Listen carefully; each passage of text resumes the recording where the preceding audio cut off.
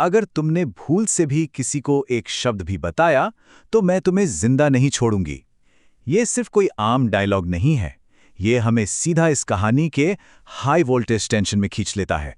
इस एक लाइन से ही ये साफ हो जाता है कि इन दो मुख्य किरदारों के बीच कोई बहुत बड़ा, कोई बेहद गहरा राज छिपा है।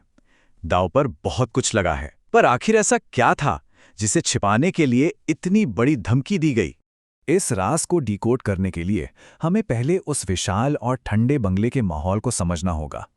यहाँ दोनों किरदारों के बीच का जो अंतर है ना, वो एकदम साफ दिखता है। एक तरफ है रामू, जो बेहद गरीब है, काम के लिए दर दर भटक रहा है, लेकिन उसकी सबसे बड़ी ताकत है उसकी अटूट वफादारी। और दूसरी तरफ है रिजवाना, जिन्हें सब खौफ से मालकिन कहते हैं।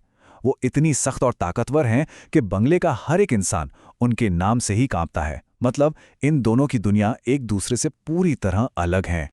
और पता है, ये खौफ कोई हवाई बात नहीं है। बंगले के नियम सच में बेहद सख्त हैं। वहां पूरी तरह खामोशी अनिवार्य है। कोई भी मालकिन से सीधा नजरें नहीं मिला सकता, और अगर किसी काम में देरी या गलती हुई तो कोई माफी नहीं, सीधा नौकरी से निकाल दिया जाता है। ये एक ऐसा सर्द माहौल है जिसे रिजवाना ने खुद बुना है, ताकि कोई भी उनके करीब ना भटक सके। रामू को भी इन्हीं नियमों के साए में काम करना पड़ता है। लेकिन हमारे मन में यह सवाल आना लाजमी है कि आखिर इतनी सख्ती क्यों? अब तक जो कठोर और डरावना रूप हमने देखा था ना, असल में उसके पीछे की सच्चाई ही कुछ और थी। एक तूफानी रात की बात है, जब रामू के गेस्ट हाउस की छत टपक रही थी, तभी उसे मालकिन के कमरे से रोने की आवाज आती है। वो अंदर जाता है और क्या देखता है? वही निडर मालकिन दर्द से तड़प रही हैं और उनके हाथ से खून बह रहा है। वो अंदर से पूरी तरह टूटी हुई हैं, डरी हुई हैं।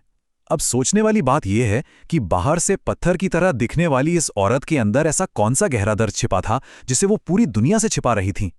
ये दर्दनाक सच्चाई उस खौफनाक सफर को बयां करती है जिसने रिजवाना को अपने चारों तरफ वो मजबूत मनोवैज्ञानिक दीवार खड़ी करने पर मजबूर कर दिया। जरा सोचिए, पहले कम उम्र में एक अमीर आदमी से जबरदस्ती शादी, फिर बंद दरवाजों के पीछे भयानक घरेलू हिंसा, और जब एक एक्सीडेंट में पति की मौत हुई तो उन्हें आज़ादी नहीं मिली, बल्कि लालची रिश्तेदारों ने उन्हें पागल साबित करके उनकी सारी संपत्ति हड़पने की घिनौनी साजिश रच डाली। ये कोई आम जिंदगी नहीं थी, ये तो हर दिन लड़ा जाने वाला एक युद्ध था। और इसी भयानक दर्द ने उन्हें ये कहने पर मजबूर कर दिया, मैंने अपनी सारी भावनाएं मार दी, एक पत्थर बनकर जीना शुरू कर दिया। समझने वाली बात यह है कि उनका वो क्रूर या सख्त रवैया असल में उनका घमंड नहीं था, बिल्कुल नहीं। वो तो इस जालिम दुनिया से खुद को बचाने का उनका इकलौता तरीका था, उनका खुद का बनाया सुरक्षा कवच। चूंकि जब पूरी दुनिया आपको कुचलना चाहे ना, तो कभी कभी पत्थर बन जाना ही जिंदा बचने का एकमात्र रास्ता होता है। खैर, कहते हैं ना कि कोई भी पत्थर हमेशा के लिए नहीं जमता, अगर उसे सच्ची गर्माहट मिल जाए। रामू ने अपनी निस्वार्थ इंसानियत से इस दीवार को धीरे धीरे तोड़ ही दिया, और भरोसे की ये नींव रातों रात नहीं रखी गई। देखिए, पहले उस तूफानी बारिश में गाड़ी खराब होने पर रामू का समझदारी से काम लेना, फिर खून बहते वक्त डांट सुनने के बावजूद अपनी मालकिन की देखभाल करना, कोर्ट के भारी तनाव से निकालकर उन्हें एक शांत झील के किनारे ले जाना। असल में ये वो छोटे छोटे पल थे जिन्होंने एक नौकर और मालकिन के इस रिश्ते को बदलकर दो इंसानों को एक दूसरे का सच्चा रक्षक बना दिया। और ये रिश्ता तब अपने सबसे बड़े इम्तिहान से गुजरता है जब वो लालची रिश्तेदार फैसल गुंडों के साथ सीधे बंगले पर हमला बोल देता है।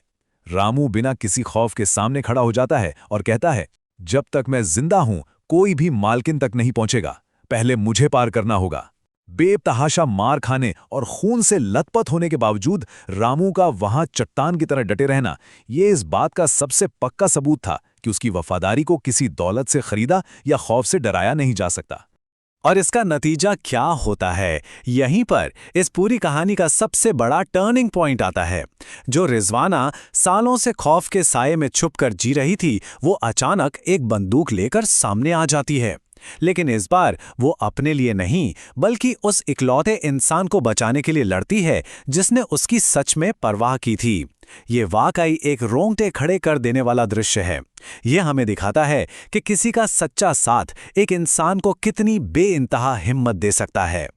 इस जानलेवा हमले के बाद जब आंधी शांत होती है, तो अस्पताल के उस कमरे में एक ऐसा फैसला लिया जाता है जो सब कुछ हमेशा के लिए बदल देता है। रिजवाना के सामने अब दो रास्ते खड़े थे। एक तरफ था उनका वो सोने का पिंजरा, जिसमें अथाह दौलत तो थी, लेकिन साथ ही डर, घुटन और हर पल मौत का साया भी था। और दूसरी तरफ थी सुकून भरी सादगी, रामू का गांव, मिट्टी के घर और एक सच्चा इंसानी रिश्ता। और उन्होंने क्या चुना? उन्होंने अपनी सारी दौलत अनाथालय और गरीबों के नाम कर दी और उस खौफनाक सोने के पिंजरे से हमेशा के लिए आज़ादी चुन ली। और फिर ये कहानी उस बंगले के घुटन भरी दीवारों से आज़ाद होकर एक खुले आसमान के नीचे पहुंचती है। गांव की उस खूबसूरत शांति में रामू ने पूछा, क्या आप मेरे साथ अपनी पूरी जिंदगी बिताना चाहेंगे, बिना इस मालकिन नौकर के रिश्ते के एक नए रिश्ते में? ये कितनी कमाल की विडंबना है ना। जिस इंसान को रिजवाना ने महज अपनी गाड़ी की स्टीयरिंग संभालने के लिए काम पर रखा था, असल में वही इंसान आज उन्हें एक बिल्कुल नई और खूबसूरत जिंदगी की तरफ ले जा रहा था। दौलत और दर्जे की जो बड़ी बड़ी दीवारें थीं, वो यहाँ पूरी तरह ढह जाती हैं। अंत में अगर हम इस पूरे विश्लेषण का निचोड़ निकालें तो संदेश बिल्कुल साफ है। कुछ रिश्ते खून से नहीं, सच्चाई से बनते हैं। ये कहानी हमें बस एंटरटेन नहीं करती, बल्कि एक बहुत गहरा सवाल हमारे सामने छोड़ जाती है। क्या सच्ची आज़ादी और सुरक्षा वाकई अथाह दौलत और ताकत से मिलती है, या फिर किसी इंसान पर सच्चा भरोसा करने और उससे दिल से जुड़ने की हिम्मत दिखाने से मिलती है? इस बारे में जरूर सोचिएगा। आज के इस विश्लेषण में बस इतना ही।